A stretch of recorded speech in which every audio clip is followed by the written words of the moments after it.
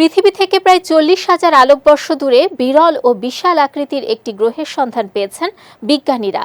নাসার transiting exoplanet survey স্যাটেলাইটের সংরক্ষিত তথ্য বিশ্লেষণ করে গ্রহটির অস্তিত্ব নিশ্চিত করা হয়েছে।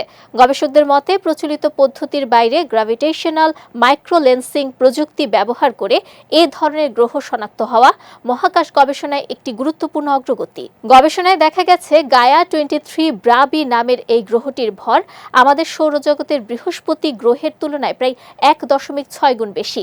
এটি একটি কমলা রঙের বামন নক্ষত্রকে প্রদক্ষিণ করছে, যার ভর সূর্যের প্রায় 80%।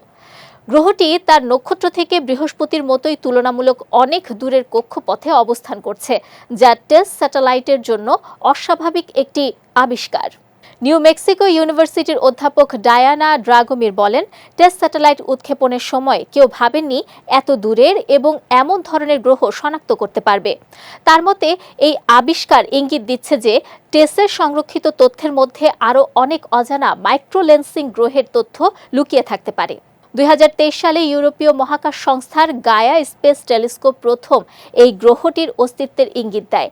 একটি নক্ষত্র হঠাৎ অস্বাভাবিকভাবে উজ্জ্বল হয়ে ওঠার ঘটনা বিশ্লেষণ করে বিজ্ঞানীরা গ্র্যাভিটেশনাল মাইক্রোলেন্সিংয়ের মাধ্যমে গ্রহটির সম্ভাব্য উপস্থিতি শনাক্ত করেন। পরে টেস্ট স্যাটেলাইটের পুরনো তথ্য বিশ্লেষণ করে একই ঘটনার প্রমাণ পাওয়া যায়।